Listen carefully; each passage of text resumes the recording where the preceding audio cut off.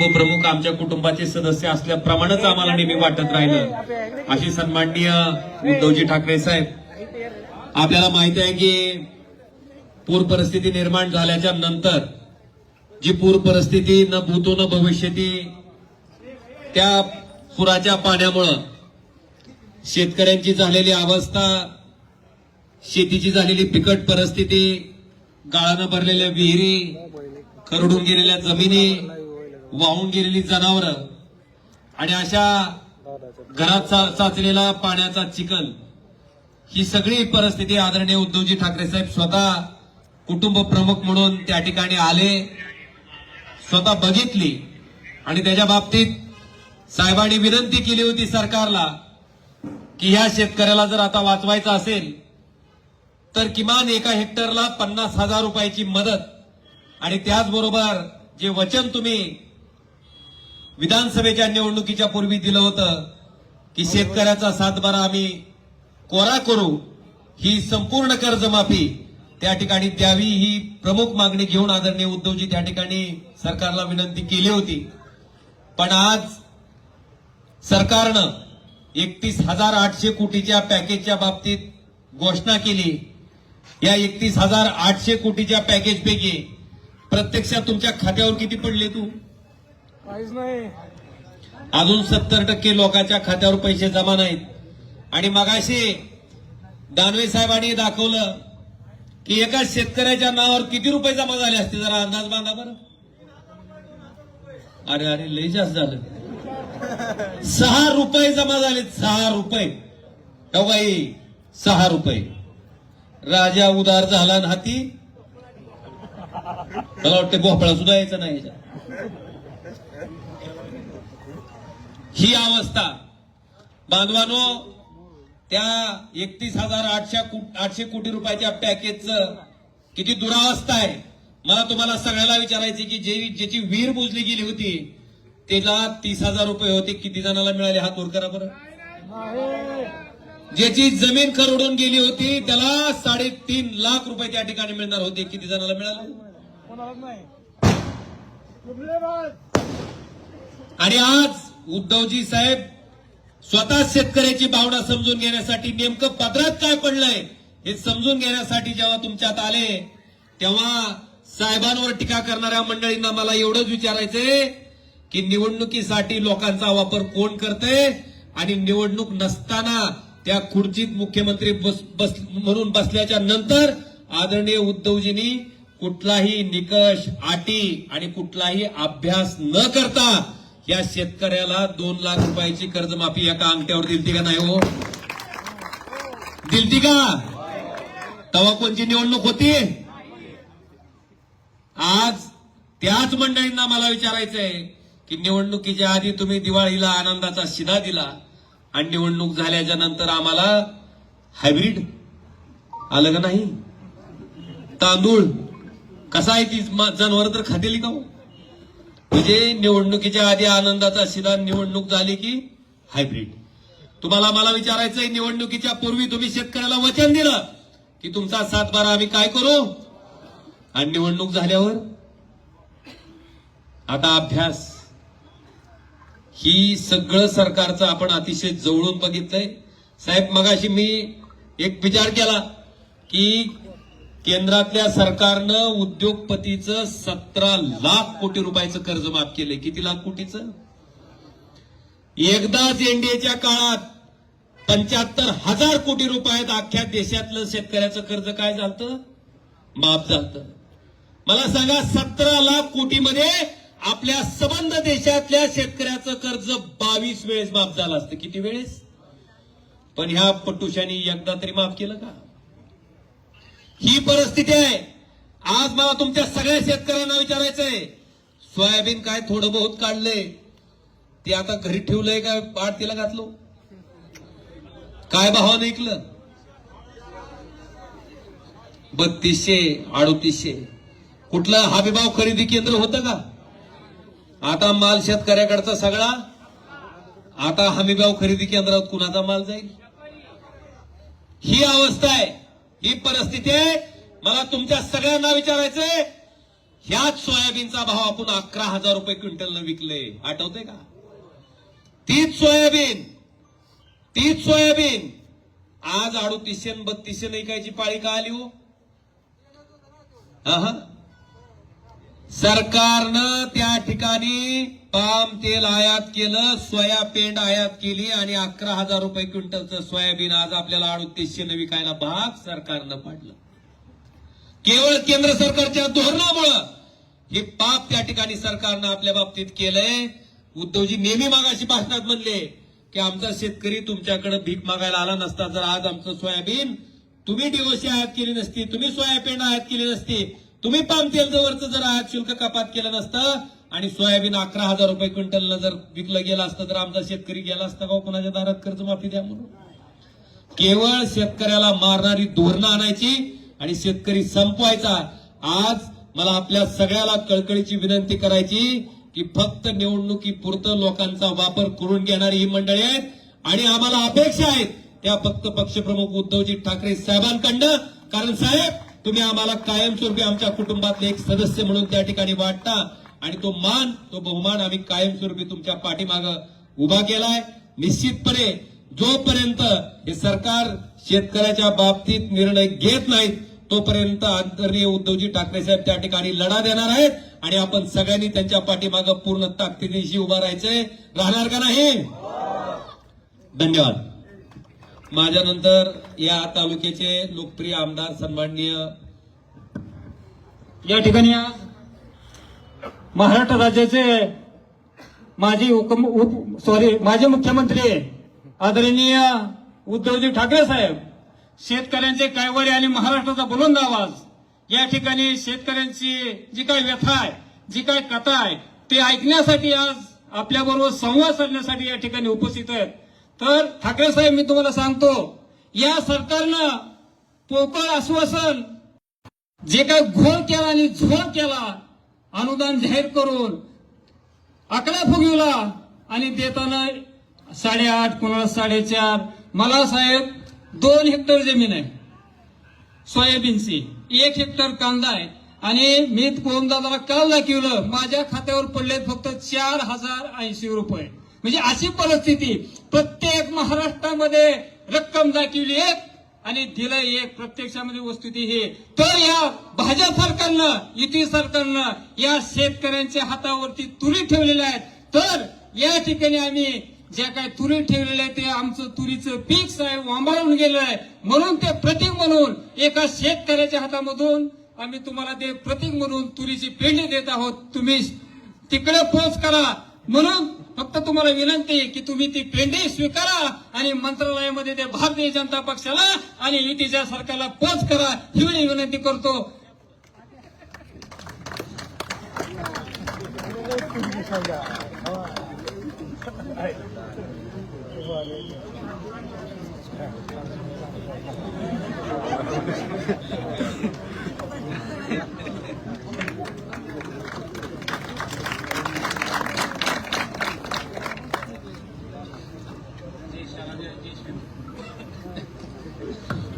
यानंतर हे आपल्या बार्शी तालुक्याचे लोकप्रिय आमदार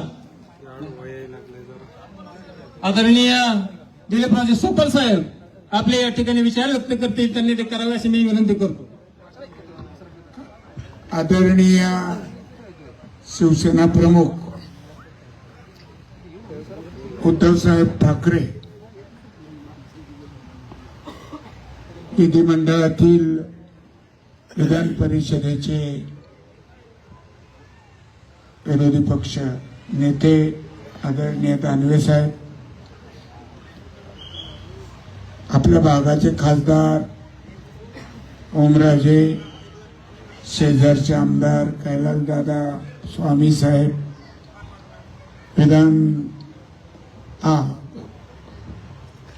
माझे जुने सहकारी 90-95 2 टर्म मिळून काढलेत ते आदरणीय माजी मंत्री माजी खासदार खैरे साहेब, त्याचबरोबर विधान परिषदेचे आमदार मिलिंदजी नार्वेकर साहेब, अजय दासरी साहेब, संभाजीराजे शिंदे साहेब, महिला आघाडीच्या सोलापूरच्या जगदळेताई,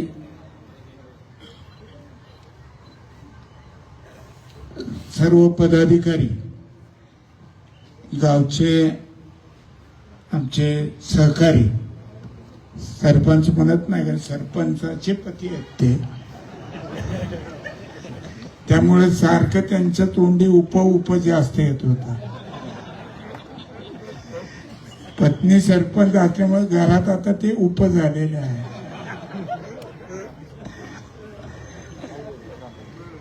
आता त्यांनी वस्तुस्थिती मांडली. पण साहेब एक खरं आहे, या तालुक्यात तर 11 मंडळामध्ये अतिवृष्टी झाली.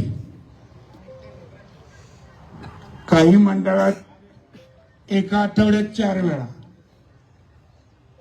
2 मंडळात 3 वेळा आणि उरलेल्या 2 वेळा. अशा पद्धतीनं भरपूर पाऊस आणि त्यामुळं सातत्यानं आठवडाभर अतिवृष्टी असल्यामुळे शेतातलं पाणी 8-8 दिवस नदीकडे ओढ्याकडे जाऊ शकलं नाही, कारण तिथं मुळातच प्रवाह मोठ्या प्रमाणात होता. आणि त्यामुळं पीक कूच, मी आणि ओमराजे आम्ही अनेक गावामध्ये फिरलो. ती वस्तुती आमच्याबरोबर पत्रकार मुंबईचे पण आलते.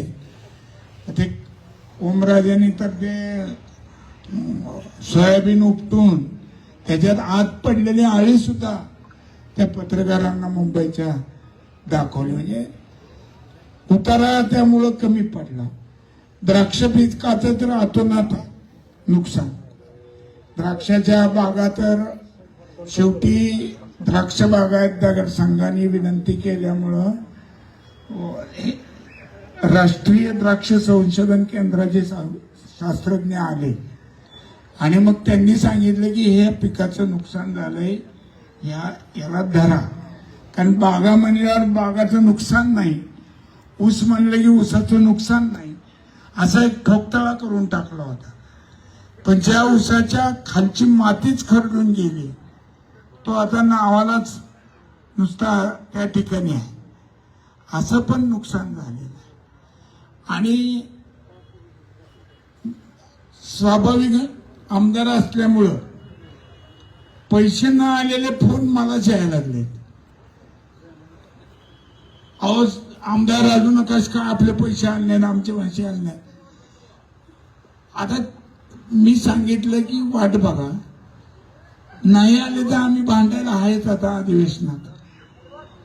पण आले नाहीत ह्याचे फोन जास्त आले आणि सरकारची बाजू मांडायला कोण नाही इथं. मीच उलट लोकांचं समाधान करायला लागलोय की थांबा, येईल. शेवटी माणूस आशेवर जगतो. नुकसान भरपाई मिळेल या आशेपोटी सांगितले 10,000. नाही ते आधी द्यायचे 10,000 किती आले ताई? पेरणी ज्वारीच्या बऱ्याच ठिकाणी झाल्या आहेत. काही आता या पावसामुळं हे एक बिचारा थांबायला तयार नाही, सारखा वापसा मोडतोय. आणि सांगितले 10 आले, काही जणाला काही आले नाहीत, काही जणाला 2-4 असे काहीतरी आकड्यांनी आलेले. म्हणजे थोडक्यात काय तर ज्या पद्धतीनं सगळ्या घोषणा झाल्या, पेपरमध्ये आलं, टीव्हीला आलं, पण वास्तवात ते अजून काही पोचलेलं नाही. गाळानी पाण्याने ज्या विहिरी भरल्या त्याचे पंचनामा करण्याचा तलाट्याला किंवा ग्रामसेवकाला अधिकार नाही. त्यांनी फक्त नोंद घेतली आहे. त्याचे तज्ज्ञ येणार आहेत अजून, आणि ते आल्यानंतर मग ते खरडून गेलेल्या जमिनी आणि विहिरीचं तिथून पुढं काय आता तर लागणार केव्हा आपली काय, मला तर काही खरं वाटेना गेलं.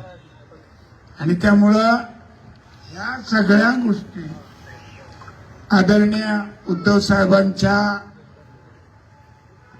लक्षात आल्यामुळे कुठं कुठं नेमकं काय पोचलंय आणि काय नाही याच्यासाठी आपल्या वेदना त्यांच्या मार्फत या शासनाच्या कानापर्यंत जाव्या म्हणून साहेबांनी हा दौरा काढलेला आहे, संवाद दौरा. आणि त्या दौऱ्याच्या निमित्तानं आज आपल्या घारी गावात ते आलेले आहेत. आणि त्याच्या मला वाटतं याच्यापेक्षा मी जास्त काही बोलून वेळ घेऊ नये. आणि मी उद्धव साहेबांना विनंती करतो की त्याच्या आधी समजा कुणाला बोलायचं आहे शेतकरी, तर त्यांनी आपली या व्यथा या ठिकाणी मांडावी. या ठिकाणी कांदा उत्पादक शेतकरी विजय कागदे आपलं या ठिकाणी मनोगत व्यक्त करेल.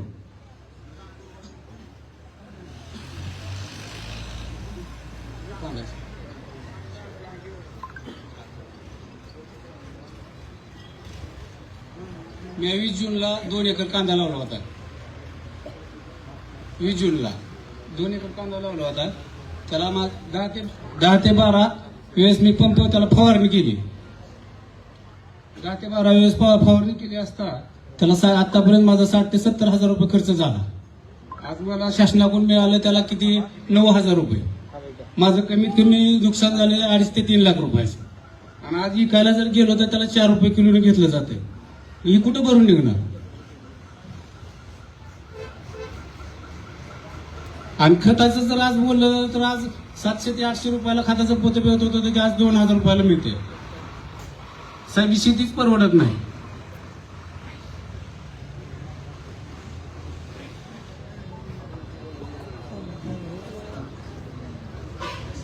सोयाबीनच्या बाबतीत बी तसंच आहे. आज 3200 ते 3600 रुपयानं सोयाबीन विकलं जाते. आज शेतकऱ्यांनी खर्च झाला होता भरपूर. सगळ्याला कुणाला खर्च दिवायला पैसे नव्हतं, काय नव्हतं. म्हणून ते साहेब सोयाबीनला एकरी कमी कमी 30 ते 35 हजार रुपये खर्च होते काढणीपर्यंत. आता मिळताना कमीत कमी 2 ते 2.5 हजार रुपये मिळाले शासनाकडनं. 2 ते 2.5 हजार रुपये एकरी. उतारा 6 कट्टे निघाले म्हणजे 3 क्विंटल निघाला. आणि 3200 ते 3400 लय झालं 3600 रुपयाने विकलं गेलं. आणि ते बी डॅमेज झालेलं होतं. हमी भाव 5100 रुपये आहे. 5100 रुपये हमी भाव आहे शासनाचा. तर शासनानं कुठेही आता चालू केलेलं नाही. आपल्यापाशी कोणापाशी शेतकऱ्यापाशी ठेवलं बी नाही, राहिलं बी नाही. शेतकऱ्यांनी सगळं परिस्थितीनुसार विकलं गेलं.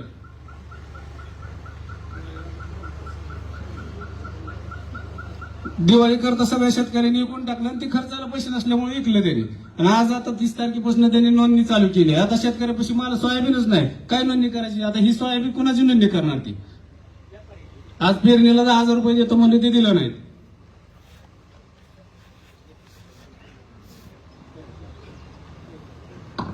यानंतर अण्णा साळुंखे शेतकरी हे आपलं मत मांडलं. माझ्याकडे कांदा आहे जवळजवळ 1 एकर. त्याचा आतापासून खर्च झालाय माझा 50,000 रुपये. 50,000 रुपये खर्च झालाय माझ्या शेतात आताशी 1 एकर कांद्याला. त्या कांदा सगळा पावसामुळे पीळ पडतात. मी रोज फवारते वारंवार. पांगरीच्या बाबा शिंदे त्यांच्यातून औषध आणतोय रोज. दिसाड फवारतोय. कवा बी येऊन बघा शेतात माझ्या काय परिस्थिती आहे. जवळजवळ 2 महिन्याचा कांदा झालाय.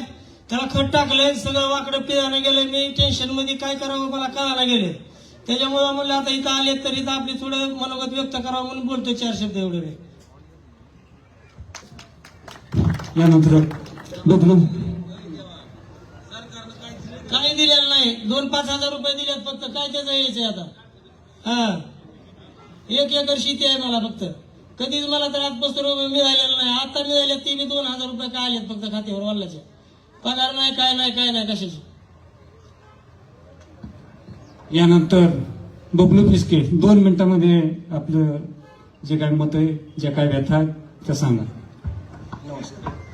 मी सोयाबीन आणि तूर उत्पादक शेतकरी आहे. युवा शेतकरी म्हणून आज मी रोवतोय. दूध उत्पादकही आहे. पण ह्या सरकारच्या योजनेमुळे ना दुधाला भाव आहे ना सोयाबीनला भाव आहे. आजची परिस्थिती बघायला गेली साहेब तर सोयाबीन अगदी असं निळं झालंय. त्याच्यामध्ये आळ्या झाल्यात दादा. आणि त्यातल्या त्यात त्या तुरीचं तर अशी परिस्थिती. आता ही थोडी चांगली आहे. माझ्यापाशी जर तुम्ही आता बघायला आले का पूर्ण वाळून गेले. म्हणजे आता मागायचं कुणाकडं आणि राहिलेलं इकायचं कुणाकडं हा बी प्रश्न. कारण हमी भाव दिला एक, आमच्यापर्यंत काय पोहोचलंच नाही.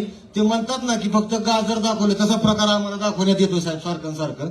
सोयाबीनचं तसंच झालंय, तुरीचं काय होईल काय माहित नाही, कांद्याची व्यथा आम्ही तेच मांडतोय, दुधाचंही आमचं तेच चालू आहे. आज माझ्याकडे साहेब 4 गायी आहेत. गाईचं दूध चांगलं निघतंय, आम्ही मेहनती करतोय, युवा शेतकरी म्हणून मिरवतोय. पण शासन कुठेतरी अनुदान देईल आणि दुधाच्या भावात वाढ होईल, पण ते कुठेतरी भेसळीचं काहीतरी कारण येतं आणि ते आमच्या पोटावर पुन्हा पाय दिला जातो. फक्त आम्हाला दूध काढून मिळतंय काहीतरी राहतं खाली शेण, दुसरं आमच्या पदरात काही पडत नाही. आता ह्याकडे आम्ही तुमच्याकडे एक अपेक्षा घेऊन बघतोय की काहीतरी शासनाकडे तुम्ही भांडावं, आमचं व्यथा मांडावी आणि आम्हाला कुठेतरी न्याय मिळवून द्यावा. धन्यवाद.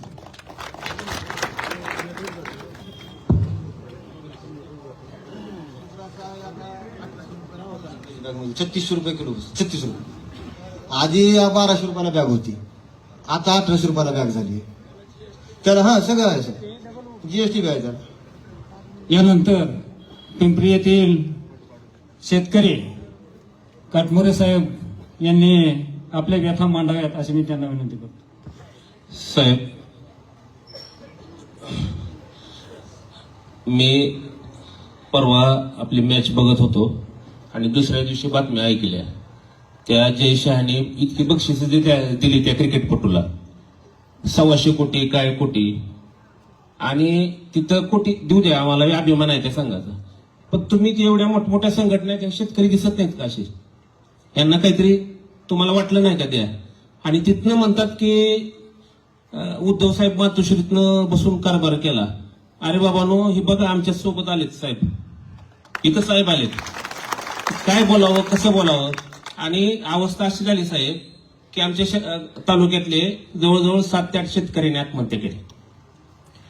आत्महत्या केल्या. एक शेतकरी जर भेटला, तो म्हणला साहेब आत्महत्या करायला सुद्धा माझ्याकडे पैसे नाहीत, औषधं महाग झाली. इतकी औषधं महाग केलीत. हे औषधं इतकी महाग केली, त्या पिकाला भाव नाही. एक सरकारचे मंत्री आले होते, आम्ही काही नाव घेत नाही, आमचे शेतकरी स्वाभिमानी शेतकरी, त्यांनी सांगितलं हिशोब करून तुम्ही 4000 देतायत, आम्हाला सोयाबीनला झाकायला ती ताडपत्री सोय येत नाही, काय त्या 4000 करावं? आणि साहेब ठीक आहे, आम्ही शेतकरी भीक मागत नाही, अजून सुद्धा मागत नाही सरकारला, भीक नकोच आम्हाला, आम्ही स्वाभिमानाने जगतो आम्ही. पण तुम्ही असं खेळवता कशाला? शेतकऱ्यांना त्याच्या भावनेशी खेळता कशाला? ही सगळ्यात मोठी समस्या आहे. आणि मी एक ठीक आहे शेतकऱ्याचा असू द्या, पण साहेब मी तुमचं 100 वेळा आभार मानेन की तुम्ही जे हे लोक तुमची निवडलेत, सोपल साहेब किंवा उमराजे, हे रसायन असे भयान आहेत की आमच्या गावाकडे नदी मोठी प्रवाह केला होता. आणि मी फोन केला साहेबांना की साहेब नदीचं पाणी गावात शिरते का काय नाही, घाबरू नका, मी स्वतःच तुमच्याकडे मुक्कामाला येतो, असं म्हणून धीर देणारी लोक आहेत. आमच्या पाण्यात जाऊन शेतकऱ्यांना बाहेर करणारे उमराजे आहेत. म्हणजे तुम्ही निवडलेली लोक, याचा सार्थ अभिमान आम्हाला आहे. आणि मी एवढंच सांगतो की साहेब की हे शेतकऱ्यांना फुल नाही फुलाची पाकळी जी भेटली, आता जे काय असेल ते किमान हे 6 रुपये ते तुमच्याच आवाजामुळे भेटलेले आहेत, याबद्दल मी आभार मानतो आणि थांबतो.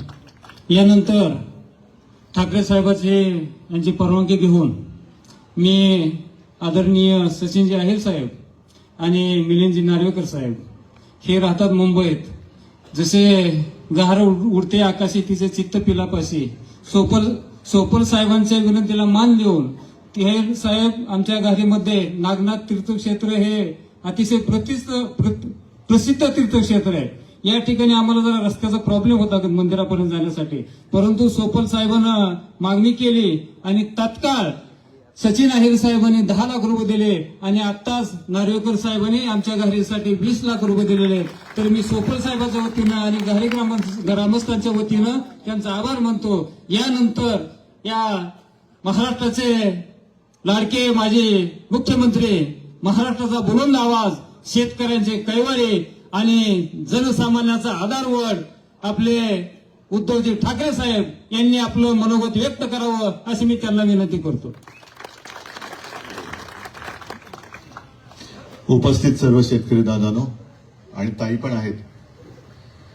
आज मी भाषण नाही करायला आलो, तुमच्या व्यथा ऐकायला आलोय.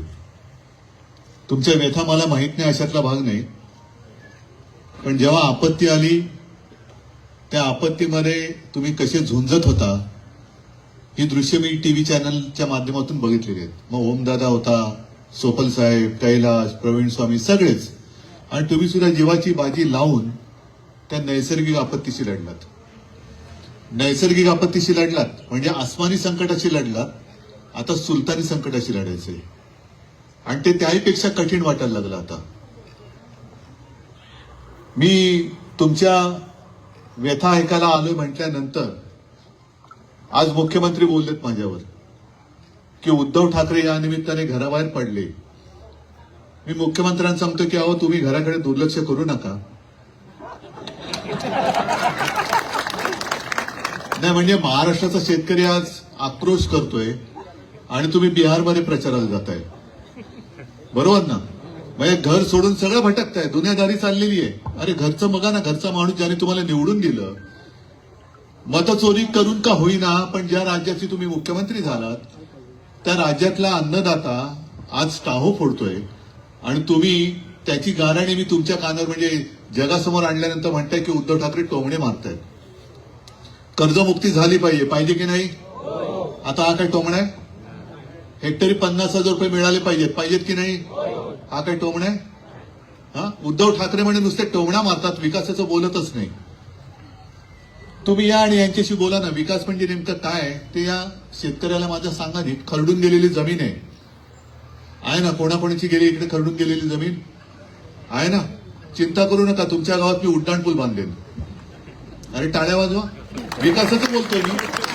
हा, गुरंढोरं जनावरं वाहून गेलेत कोणाची इकडे?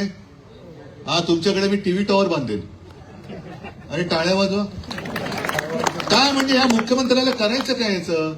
जिकडे जगायचं कसं? आता झालं ना, किती शेतकऱ्यांनी आत्महत्या केल्या. त्या शेतकऱ्यांसमोर जर का मी विकास घेऊन गेलो असतो, कसं काय काय काय तोंडाने तुम्ही माझ्या शेतकऱ्याला सांगताय की सगळं त्याचं जीवन उद्ध्वस्त झालंय आणि विकासाच्या गप्पा करताय. करोनाच्या काळामध्ये राज्याचं अर्थचक्र जर कोणी चालवलं असेल तर तुम्ही चालवलं, कारण बाकीचे सगळ्यांना वर्क फ्रॉम होम होतं. तुम्ही वर्क फ्रॉम होम केलं असतं तर काय झालं असतं? शेत पिकलं असतं, पीक लागलं असतं हाती.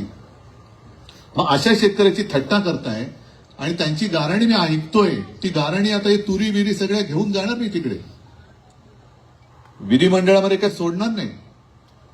पण ज्या शेतकऱ्यांच्या व्यथा मला माहितीये, सरकारला माहितीये, सगळं दिसतंय, डोळ्यादेखत दिसतंय, तरी अभ्यास समिती, परदेशी समिती, म्हणजे संकट आहे माझ्या स्वदेशीवरती आणि ह्यांची समिती येणार परदेशी.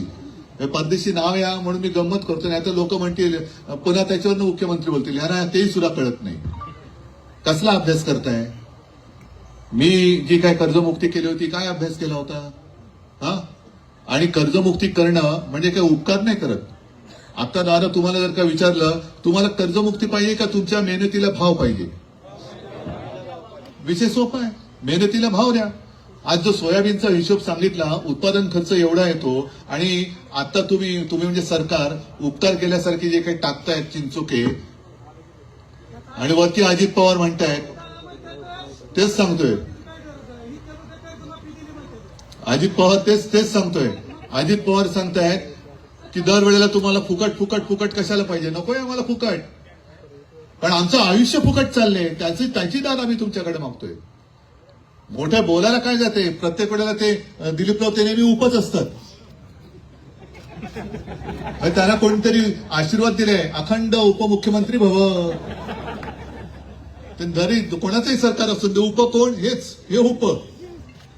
तर हे असे उप हे सांगतात आम्हाला, म्हणजे काही हे आणि वाटेल ते करायचं आणि पुन्हा जाऊन खुर्चीवरती बसायचं आणि शेतकऱ्यांना सल्ले द्यायचे. प्रत्येक वेळेला फुकट काय पाहिजे? जरा हातपाय हलवा. म्हणून मी त्यांना म्हटलं की शेतकरी हातपाय हलवतोय, तुम्ही पण हलवा जरा. म्हणजे सही करायला हात हलवा ना कर्जमुक्तीचा. पण हे सरकार दगाबाज आहे. मी का म्हणतोय? का आम्ही दगाबाज म्हणतोय? केवळ विरोधी पक्षात आहे म्हणून नाही म्हणत. तर अजित पवारच म्हणालेत की आम्हाला जिंकायचं होतं म्हणून आम्ही सांगितलं आम्ही कर्जमुक्त करू. फसलात ना तुम्ही. लाडक्या बहिणी, आता इकडे महिला आहेत तुमच्या घरात सुद्धा, ताई माई अक्का सगळ्या आहेत. हा, किती जणींना मिळतात 1500 रुपये? मिळत असतील, मिळतात, मी नाही म्हणत नाही. जे आहे ते आहे. ते मी नाकारत नाही, पण 1500 रुपयांनी आत्ताचं जे सगळं उद्ध्वस्त झालंय ते सावरलं जातंय का? बरं, निवडणुकीच्या वेळेला सगळ्यांना सरसकट 1500 रुपये दिले होते. आता काय करतायत? कुटुंबातील दोघींना मिळणार. बरोबर. म्हणजे मी सकाळी असंच म्हटलं की आपले मोहनराव भागवत RSSचे सरसंघचालक दिलीपराव ते सांगतायत की कुटुंब वाढवा. आणि ज्या कुटुंबामध्ये, नाही मी हसण्याची गोष्ट नाही, ही गंभीर गोष्ट आहे, ज्या कुटुंबामध्ये एकत्रित कुटुंब आहे, आई आहे, 2-3 मुली आहेत, सासू आहेत, समजा 2 सुना आहेत, अशा कुटुंबामध्ये तुम्ही दोघी दीडींना देणार म्हणजे कुटुंबामध्ये भांडण नाही लागणार. आणि ते कोणाला द्यायचं ही जबाबदारी कुटुंब प्रमुखावर, म्हणजे भांडण लावणारा तू, मी नाही. हे असे दळबद्री यांच्या या योजना. म्हणजे अधिकाऱ्याचं जाहीर सगळी मतं घ्यायची, जिंकण्यासाठी वाटेल ते करायचं. मागे असंच सगळं झालं होतं. बरं, वीज बिल माफ करणार, कृषी पंपाचं वीज बिल माफ झालं असेल, झाले का रे? नाही झालं असेल तर हो सांगा, उगाच खोटं नाही बोलायचं. मग कुठे गेलं ते वीज बिल माफीची घोषणा? बरं, काही ठिकाणी समजा कृषी पंपाचं वीज बिल माफ झालं असेल, वीज येत असेल, पण जमीन खरडून गेले, काय लावायचं पंप? कुठे लावणार पंप? म्हणजे जमीन खरडून गेले पण वीज बिल माफ आहे की नाही? अरे करू काय? डोकं आपटू पंपावर? पीक विम्याचे पैसे किती जणांना मिळाले? काहीच नाही मिळाले. म्हणजे ही सगळी थापी पाहिजे, म्हणून हे दगाबाज सरकार आहे. विम्याचे पैसे नाहीयेत, नुकसान भरपाईचे पैसे नाहीयेत, कर्जमुक्तीचे पैसे नाहीयेत. ज्यांची जमीन खरडून गेली त्यांना 3.5 लाख रुपये देणार. मी जाहीर केलं होतं, मोर्चा आपला काढला होता छत्रपती संभाजीनगरात. मी त्यांना सरकारला सांगितलं होतं की बाकी सोडून द्या, पण तुम्ही जे 3.5 लाख रुपये जाहीर केलेत खरडून गेलेल्या जमिनीचे, त्यातले किमान 1 लाख रुपये दिवाळीच्या आत माझ्या शेतकऱ्याच्या खात्याच्या बँकेच्या खात्यात टाका. नाही. मग आता कर्जमाफी, कर्जमुक्ती आम्ही देणार. कधी देणार? जून मध्ये. हे तोपर्यंत निवडणुका होऊन गेल्या, लावला तुमच्या कोपऱ्याला गुळ. म्हणजे आता येणार घोड्यावर बसून मतं द्या, मतं द्या, मतं द्या, मतं द्या. आम्ही कर्जमुक्ती तुमची जून मध्ये करणार. का आत्ता का? त्या पंचांग काढलंय की तुम्ही संवत्सर बघताय, शके बघताय, आणखीन काय तिथी बघताय. आता का नाही करणार? कारण आता कर्जमुक्ती केली तर बँकांचा फायदा होईल. मग मला सांगा, तुम्ही सगळेजण इकडे बसले, ओम दादा, तू कैलास दादा, सगळे मला सांगा, बँकांचा फायदा न होता कर्जमुक्ती तरतब कशी हो? तुम्ही बँकेकडनं कर्ज घेतले ना, मग त्या बँकेच्या खात्यात बँकेचं कर्ज जे काय तुम्ही उचलले ते परत दिलं तर तो बँकेचा फायदा आत्ता केला तर होणार, तर जून मध्ये कसा नाही होणार? काय वाटेल ते सांगते. मी एवढं काय शेतकरी तुम्हाला, शेतकरी माझा भोळा आहे, पण शेतकरी मूर्ख नाहीये. शेतकरी साधा आहे, प्रामाणिक आहे, म्हणून तो तुमच्याकडे मागतोय. आशेरी जर तुम्ही, आपण त्यांना जर मतं दिली असतील असं ते म्हणतायत, दिलेत की नाही मला माहिती नाही, कारण आता ते सुद्धा भांड फुटलं, मतं चोरी. राहुल गांधीने काढलंय, आदित्यने पण तेच काढलं. आज राहुल गांधीने एक प्रेस कॉन्फरन्स घेतली, मी बघितलेली नाही, आता गेल्यानंतर बघणार. तुम्ही पाहिली का कोणी? पाहिली ना? त्याच्यामध्ये एक गोष्ट त्यांनी दाखवली, एका महिलेचं नाव 22 वेळा नोंदलं गेलेलं आहे. तुमच्या बार्शीतलीच होती वाटतं ती. का हो दिलीपराव? आमदाराच्या शिफारसीने नोंदली नाही ना? कोणत्या गावची महिला होती माहितीये का तुम्हाला? ब्राझील. म्हणजे आता मला अशी शंका यायला लागले की दुबार नोंदणी आपण जी म्हणतोय ती भाजपने पण केली की काय? की बीजेपी म्हणजे काय? इकडे असेल तर भारतीय जनता पक्ष आणि तिकडे गेल्यावरती ब्राझिलियन जनता पक्ष. बीजेपी. हे असे सगळे मतचोरी म्हणजे दरोडा टाकतायत, खोटी आश्वासनं करतायत. हे दगाबाज सरकार आहे आणि दगाबाजाशी दगानेच वागायला पाहिजे, दगाबाजाशी दगाबाजीच केली पाहिजे. आता हे सगळं घेऊन आले तुम्ही, आम्ही जाणार, हे विधिमंडळात मांडणार, पण लढणार म्हणजे काय लढणार? आम्ही तर लढतो आहोत, तुमच्यासाठी लढतो आहोत. तुम्ही साथ सोबत आहात म्हणून लढतो आहोत. ज्या गोष्टी, जसं छत्रपती संभाजीनगरमध्ये मोर्चा काढला, इशारा दिला, पीक विमा कंपन्यांवरती सुद्धा आपण 5-7 वर्षापूर्वी मोर्चा काढला होता, त्याच्यानंतर विम्याचे पैसे मिळाले होते. आज सुद्धा मी विमा कंपन्यांना इशारा देतोय की ही थेरा जी काय चालली आहेत, 6 रुपये, 2 रुपये, 3 रुपये, 5 रुपये, 21 रुपये लुटताय तुम्ही. शेतकऱ्याच्या नावाने तुम्ही महाराष्ट्र लुटतात, जनतेचा पैसा लुटता आहात. गपचूपपणाने, गपगुमानपणाने माझ्या शेतकऱ्याचे विम्याचे जे योग्य पैसे आहेत ते त्यांना द्या, नाहीतर विम्याच्या कंपन्यांच्या ऑफिसमध्ये आमचे शेतकरी घुसल्याशिवाय राहणार नाही. आणि तुम्हाला सगळ्यांना मी सांगतोय, नुसतं रडून नाही चालणार. काय करणार, कसं करणार, हे कांदे सडलेत, आणि तिकडे आकलेचे सडलेले कांदे बसलेत. सडलेत आकलेचे कांदे, ते हे नुसते नाही सडलेत, ते सडलेले आकलेचे कांदे आहेत. किती आरडाओरडा केला तरी त्यांना माहिती आहे की तुम्ही काही करू शकत नाही. यांना वटणीवर आणायचं असेल तर गावागावात आता बोर्ड लावा. आज सकाळी मी सुरुवात केल्यानंतर लगेच बातम्या सुरू झाल्या, उद्धव ठाकरे निवडणुकीसाठी फिरतोय का, निवडणुकीसाठी, माझा शेतकरी आहे, काय म्हणायचं ते म्हण. या निमित्ताने घराच्या बाहेर पडलो, जा, बसतो तुझ्या डोक्यावर, आता मी बसतो तुझ्या डोक्यावर, काय वाटेल ते बोल, पण मी शेतकऱ्याची सोबत नाही सोडणार, शेतकऱ्याची सोबत सोडणार नाही. पण मी जे काही गोष्टी सांगतोय त्या तुम्ही करणार असाल तर आपण लढू शकतो. मी काय मत नाही मागायला आलो तुमच्याकडे, उलट मी तुम्हाला वेगळं सांगायला लावले, गावागावात फलक लावले पाहिजे की कर्जमुक्ती नाही तर महायुतीला मत नाही. लावणार आहात? हेक्टरी 50,000 रुपये मिळत नाही तोपर्यंत आम्ही महायुतीला मत देणार नाही. आमच्या विहिरीतला गाळ निघत नाही तोपर्यंत आम्ही महायुतीला मत देणार नाही. खरडून गेलेली जमीन पूर्ववत होत नाही, आम्हाला हमीभाव मिळत नाही. आणखी ज्या काही तुमच्या असतील मागण्या त्या बोर्डावर लावा आणि खाली लिहा, महायुतीच्या मंत्र्यांना आता नो एंट्री, नो एंट्री. तर ते सुधारतील, तर तुमच्यासमोर गुडघे टेकतील. नाहीतर त्यांना माहितीये, जसं त्यांनी जाहीर केलं होतं लाडक्या बहिणीला आम्ही 2100 रुपये देऊ, किती जणींना 2100 रुपये मिळत आहेत? नाही. बरं, आपले मुख्यमंत्री फिरतायत बिहारमध्ये, बरोबर आहे, पंतप्रधान बिहारमध्ये, अमित शहा 2 वेळेला मुंबईत येऊन गेले, पण शेतकऱ्याच्या विषयी एक अवाक्षर बोलले नाहीत. काय बोलून गेले? मुंबईचा महापौर भाजपचाच होणार. अरे बघू रे, लांब आहे मुंबई, हवी मुंबई अजून लांब आहे. पण मुंबईमध्ये आला, माझ्या महाराष्ट्राच्या राजधानीत आला, त्या महाराष्ट्रामध्ये शेतकरी आपत्तीमध्ये सापडलेला आहे, संकटात भरडला गेलाय, त्यांच्याबद्दल काहीतरी 2 शब्द बोला. पंतप्रधान बोलले राज्याकडनं प्रस्ताव आलेला नाही, अजून राज्याकडनं प्रस्ताव का पाठवला नाही हे मुख्यमंत्र्यांना विचारा. केंद्राचं पथक आलं तुमच्या गावात? कारण 2-3 दिवस आज फिरतंय, पण 2-3 दिवसाचा दौरा, 3 दिवसामध्ये काय मराठवाडा फिरणार आहे? किती मराठवाडा फिरणार? बरं, आता फिरणार काय, बघणार काय? आज मी निघताना सकाळी मुंबईत फोटो पाहिले, टॉर्च लावून रात्रीचे बघतायत नुकसान किती झालं. रात्रीचं काय बघताय तुम्ही? दिवसाचं बघा ना. हा, हो, ते दाखवा त्यांना रात्रीचं नेऊन, रात्रीचा ऊस कसा वाहून गेलं ते दाखवा. अरे काय म्हणजे थट्टा, चहू बाजूने थट्टा करताय. आणि जरा काय तुमच्याबद्दल बोललं तर उद्धव ठाकरे टोमणे मारतोय. नाही, हे आता यांची थोतांड बस करायला पाहिजे. या सरकार मत चोरी करून आलेलं आहे. नाहीतर मला खात्री आहे, जो महाराष्ट्र मला कुटुंबातला एक मानतो तो महाराष्ट्र दगाफटका करूच शकत नाही, करूच शकत नाही.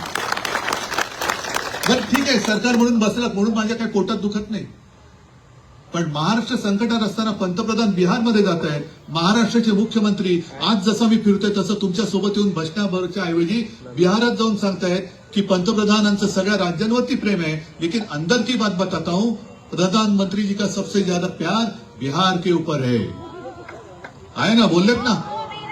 मग असे पंतप्रधान तुमच्यावरती काय उपकार करणार? उपकार नकोच आहे. पण त्या पंतप्रधानांचे हे दूत मुख्यमंत्री जे घर सोडून दारोदारी फिरतायत, दुनियादारी करतायत, त्यांना म्हणा घरचं दुःख पहिलं बघा, घरचं दुःख काय आहे. माझ्या घरातला शेतकरी आज टाहो फोडतोय, त्याला वाऱ्यावरती सोडलंय. तुम्ही पॅकेज जाहीर केले, काल कॅबिनेट झाली, कॅबिनेटमध्ये ही लोक अधिकाऱ्यांवरती डाग करतायत. अजून का नाही गेले पैसे? अरे तुम्ही नाही दिले तर देणार कसे? दिले नाही तर देऊ कसे पैसे? आणि त्याच्यासाठी हे तर आम्ही लढणार. ज्या वेळेला तुम्हाला साथ घालेन तेव्हा तुम्हाला सगळ्यांना रस्त्यावरती यावं लागेल. तयार आहात? आणि जे मी सांगतोय ती हिंमत पाहिजे, लढायची तर हिंमत पाहिजे. हिंमत नसेल तर मग काय लढायला अर्थ राहत नाही. हिंमत असेल तर गावागावात बोर्ड लागले पाहिजेत की जोपर्यंत आमच्या मागण्या मान्य होत नाही तोपर्यंत महायुतीला आम्ही मत देणार नाही. ठरलं? ठीक आहे. बाकी जे लढाई लढायचे, विधिमंडळात त्यांना काय विचारायचे, कसं भंडावून सोडायचे ती जबाबदारी आमची. पण तुमच्या खांद्याला खांदा लावून सगळे शिवसैनिक मैदानात उतरलेले आहेत. तुम्ही कुठे आता कच खाऊ नका आणि सगळ्यांना सांगा, गावागावात जाऊन सांगा, कोणी खचून जाऊ नका, आत्महत्येचा विचार कोणी मनात येऊ देऊ नका. हे सरकार ठीक आहे, सरकार येतं, सरकार जातं, हे सरकार पण जाईल, ही आपत्ती पण जाईल, पण जीव गेला तर मात्र परत येणार नाही. करू, सगळ्या गोष्टी करू, सगळ्या गोष्टी करू, सगळ्या गोष्टी करूया आपण एक एक एक करत. पण जोपर्यंत सरकारला आपण गुडघे टेकायला लावत नाही तोपर्यंत काही होणार नाही. आणि त्याच्यासाठी आज मी आलो होतो. तुम्ही बोलताय सगळे उत्तम बोलताय. हेच धाडस सरकारसमोर बोलताना दाखवलं पाहिजे. ज्या गोष्टी तुम्ही मला आपुलकीने मला सांगताय हे सगळं त्यांना सांगायला पाहिजे. हे आम्ही तर दाखवणार, पण तुम्ही सुद्धा दाखवायला पाहिजे. ठीक आहे. सगळ्यांना धन्यवाद देतो.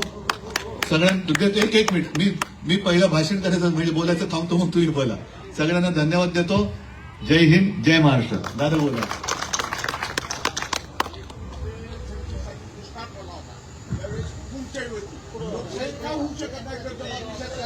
इकडे या ना.